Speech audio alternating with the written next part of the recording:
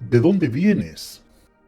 Vengo del cementerio, de mis entrevistas para el canal de Audioletras. Tú sabes que converso con los muertos, con aquellos que han hecho historia. A los que han hecho historia los clasificamos como héroes. Pero los antihéroes, los que no fueron reconocidos, también tuvieron sus propias historias y fueron muy entretenidos. Debiera decirte, vengo de mi lugar habitual de trabajo, de aquel lugar tranquilo, calmo, sereno y seglar. Pero como nadie va al cementerio a no ser para despedirse de quien se adelanta, pasa a ser un lugar más en el que solo se quedan los muertos. Lugar donde se va en caso extremo, es decir, donde nadie quiere estar ni trabajar. Esta vez me quedé allí varios días disfrutando, escuchando. Bueno, me quedé en la sepultura de Mary Shelley. Qué mujer más encantadora, me alegra. Cuando nos reunimos varios, estábamos todos alrededor de ella. Imagina una fogata, vino, cigarro y ella divina. Nos contó tantas cosas, tiene tantas historias, pasaría la vida escuchándola. Es una verdadera joya de mujer. María es preocupada, tiene clase y es muy agradecida. Me dijo que fue a mi otro canal de YouTube, a Audiolecturas, porque se enteró que leí su novela Frankenstein y varios cuentos, que me lo agradecía y lo dijo en voz alta para que todos los muertos la escucharan. Y bueno, si tú vivo, tú que estás vivo, quieres escucharla, abre tu teléfono y ve al otro canal, Audio Lecturas. En lista de reproducción busca Mary Shelley y déjate llevar. Siempre te propagandeas. Así es, mis amigos del más allá también lo dijeron. Me da algo de vergüenza ser el único vivo entre todos ellos en esas reuniones nocturnas.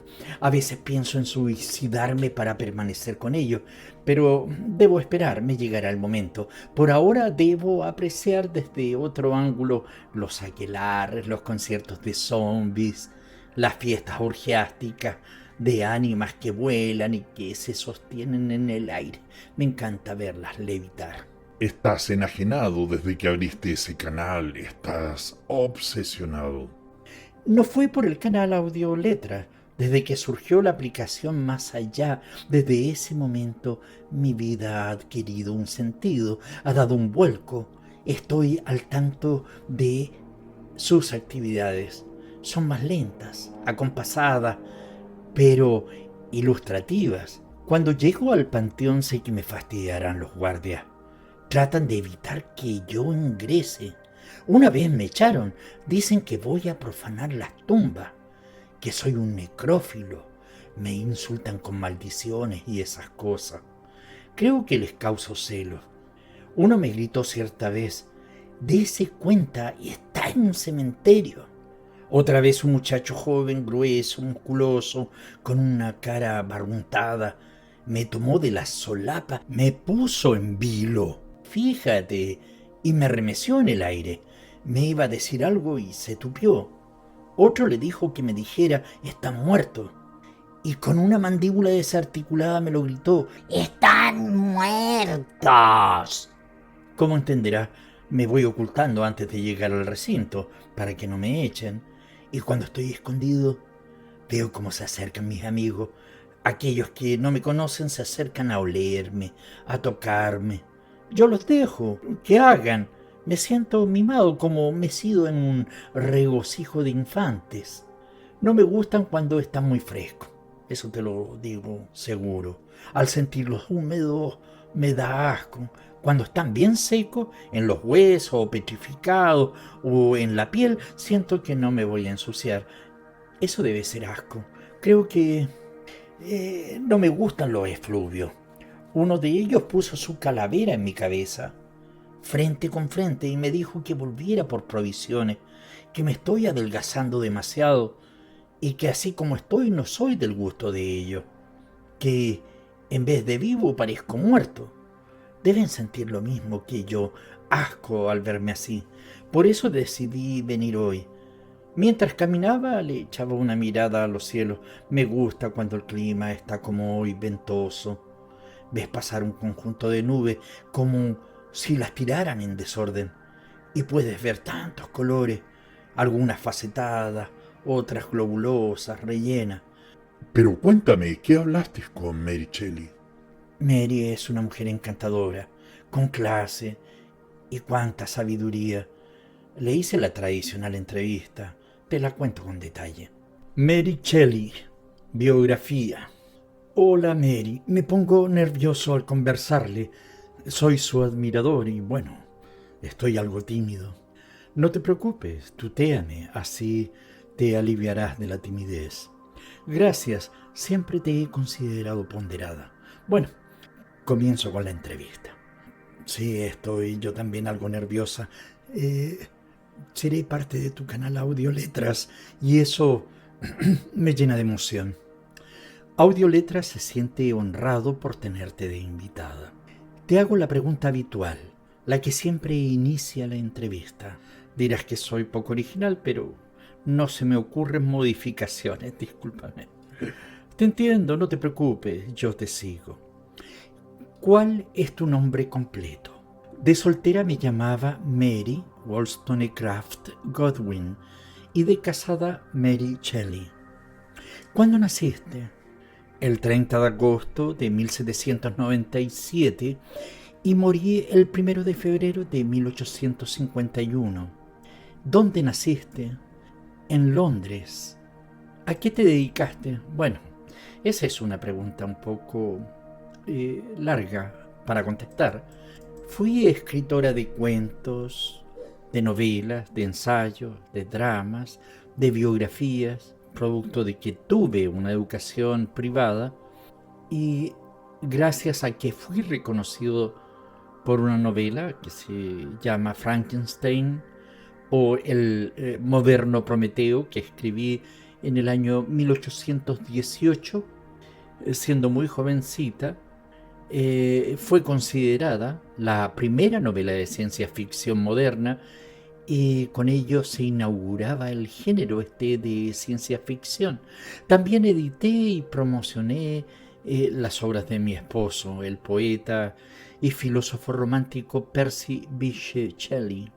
Tu papá también fue bien conocido. Sí, era muy inteligente, le admiraba mucho.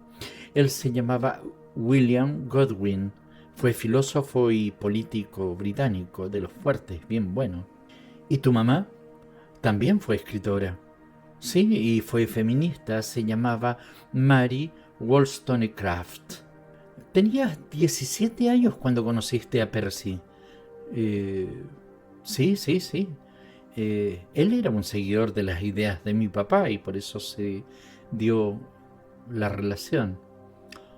Era jovencita y bueno, me enamoré inmediatamente de él, adolescente. Nos fuimos de Inglaterra a los 2 meses de conocernos. Fuimos a Francia y bueno, y recorrimos gran parte de Europa. Eso fue en el año 1814. Nos casamos 2 años después, cuando él enviudó en diciembre de 1816. Ella se suicidó. Ese mismo año en Suiza, con algunos amigos de Percy, concebí la idea de Frankenstein. Nos fuimos de Inglaterra a Italia. Ya habíamos perdido un hijo y perdimos otros 2 hijos. Fue muy doloroso. Pero tuvimos un último hijo al que llamamos Percy Florence, quien sobrevivió y a quien le dediqué gran parte de mi vida para su educación.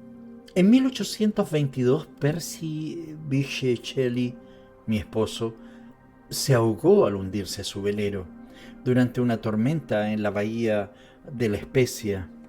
Un año después volví a Inglaterra y desde entonces me dediqué a la educación de mi hijo y bueno, y también a mi carrera como escritora profesional. La última década la pasé enferma. Surgió un tumor cerebral que acabó con mi vida. en 1851. Hablemos de tus obras, ¿te parece? Oh, sí, sí, hablemos de ellas, de las que escribí, sí, sí, sí. Te puedo contar detalles, me he dado cuenta que en este rato no me duele hablarte. Recuerdo que en aquellos tiempos me molestaba hablar o escuchar, pasaba encerrada lo más a oscuras posible, a pesar de que trataba de ser bien paciente con el resto del mundo. Hablemos de El último hombre, o esa novela.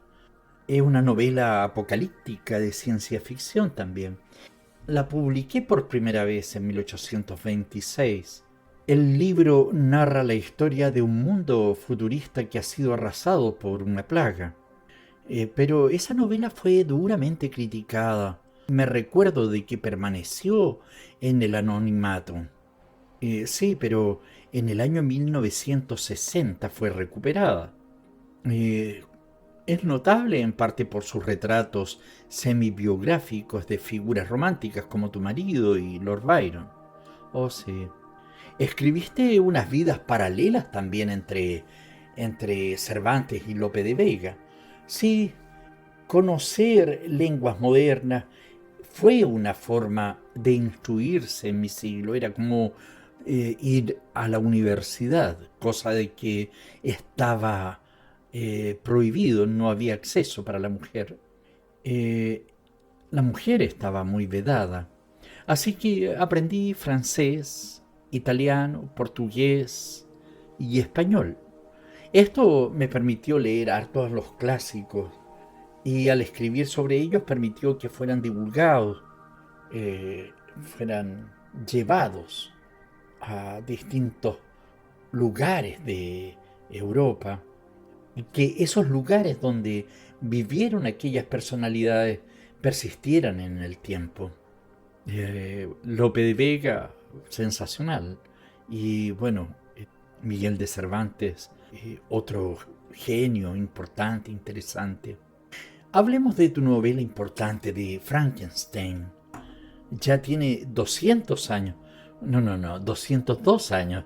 Se celebró su bicentenario y fue una edición, la que se hizo para los 200 años, que estuvo orientada a científicos y, bueno, también a creadores y curiosos. Tendré que releerlo nuevamente. Se nos plantea como una de las obras más estimulantes para el pensamiento. No me digas. Fue iniciado como un relato de fantasmas por mí. Yo era precoz, tenía 18 años. La dramática historia de Víctor Frankenstein y su extraña criatura puede leerse como la parábola definitiva de la arrogancia científica. Yo la idea de escribir Frankenstein. Recuerdo el verano de 1816. Hay muchos detalles que podría contarte, pero lo voy a hacer breve. Percy y yo nos reunimos con Lord Byron y nuestro médico en una villa a orillas del lago Lemán. A instancias de Lord Byron y para animar una velada tormentosa, decidimos que cada uno inventaría una historia de fantasmas. Así divida a quién sería el personaje que pervive después de 200 años, el doctor Frankenstein. Al cabo de un año completé la novela. La historia es de todos conocida. Un científico decide crear una criatura con vida propia, a la que luego rechaza. Metáfora sobre la vida, la libertad y el amor. Frankenstein, o el moderno Prometeo, es una maravillosa fábula con todos los ingredientes de los grandes mitos. Hablemos de los cuentos góticos. Bueno, el ambiente es romántico dentro de mis cuentos góticos. Trato de describir caracteres cuyo elemento más destacado es el estar sometido a la influencia de fuertes pasiones que a veces dan pie a sucesos sobrenaturales o extraordinarios en extremo. o son el producto de este tipo de acontecimientos. Así, en la transformación, un fuerte orgullo se convierte en el tirano que mueve todos los actos del protagonista del relato, lo que le conduce a una situación extraordinaria, en cuya descripción abundan todos los elementos que hacen nacer en el lector la sensación estética de lo sublime. En el sueño, lo que conduce al acto extraordinario es un intenso conflicto entre dos pasiones contrarias. Y en el mortal inmortal son los celos los que llevan a cometer al protagonista un acto que le conducirá a una situación sentimental más conflictiva e intensa, a que marca el final del relato. Tanto la exposición de caracteres construidos por una estructura pasional anormal y deforme como la descripción de las situaciones extraordinarias y horribles que dichos caracteres hacen surgir, que tienden a impresionar al lector, colocan a todos estos relatos en el centro mismo de lo gótico. Analicemos un poco algunos cuentos. La prueba de amor. Angeline y Faustina son dos jóvenes amigas que, al crecer, han debido separarse. Pero ni su primer reencuentro después de tantos años separadas logrará que Angeline rompa la promesa de hablar acerca de su enorme dicha. En un mes se casará con su amado Hipólito, con quien el padre de éste prometió no escribir ni hablar con él durante un año para recibir su bendición y permitirles casarse. Cuando Hipólito apareció por sorpresa, salva a ambas muchachas de sufrir un penoso accidente. No romper la prueba de amor que se les pidió a los amantes en su momento resultará algo muy duro. Maurice o la cabaña del pescador. La escribí para Laurette, una niña de 11 años, hija de una compañera de exilio en Italia. La narración es de un enorme atractivo porque bajo una aparente simplicidad se esconde una profunda corriente de melancolía. Los hechos ocurren en la costa de Devon y comienza con un funeral donde conocemos a Maurice, un chico que ha perdido a sus padres y que busca a alguien que le proteja de la maldad del mundo. Es así como encuentra a un padre que ha perdido a su hijo, quien escucha la historia del muchacho y su romántica relación con el mar. El mortal inmortal. Los relatos de vampiros y los cuentos de fantasmas tocan inevitablemente el tema de la inmortalidad, pero pocos enfocan la cuestión desde el lado humano. Es decir, los cuentos sobre inmortales intentan mostrarnos cómo sería una vida dilatada hasta el tedio más insoportable. Aquí tenemos a un inmortal muy peculiar, uno que, a pesar de su imposibilidad para morir, continúa siendo mortal. El concepto es notable, su ejecución precisa y metódica. No sólo esta mortalidad eterna se hace presente en el cuento, sino su adquisición. Tan original como el resto, su protagonista no busca ni el amor ni la inmortalidad. Su anhelo, minúsculo, casi ridículo, es dejar de amar. El sueño. La época en la que aconteció esta pequeña leyenda fue el comienzo del reinado de Enrique IV de Francia, cuyo ascenso e ilícita apropiación, mientras los demás traían la paz al reino cuyo cetro él había empuñado, fueron inadecuados para cicatrizar las profundas heridas mutuamente infligidas por los bandos enemigos. Existían entre los que ahora parecían tan unidos enemistades privadas y el recuerdo de daños mortales, y a menudo las manos que se habían apretado en aparente saludo amistoso. Cuando soltaban su apretón, hacían la empuñadura de su daga, haciendo más caro a sus pasiones que a las palabras de cortesía que acababan de salir de sus labios.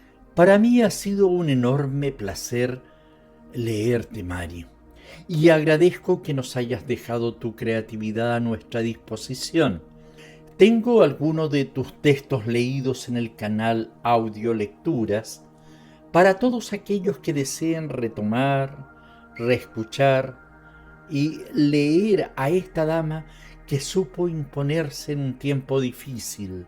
Sé que quisiste mucho a tu marido Percy. Pienso hacerle una entrevista. En ti hay verdades, en él tengo cierto desasosiego que no deseo citar aquí. Hay un refrán que dice: no se habla mal de los muertos. Tienes razón. Gracias. Mari, me conmueve hablarte. Un beso por parte de todos los seguidores tuyos que asisten a audiolecturas y audioletras. Frases.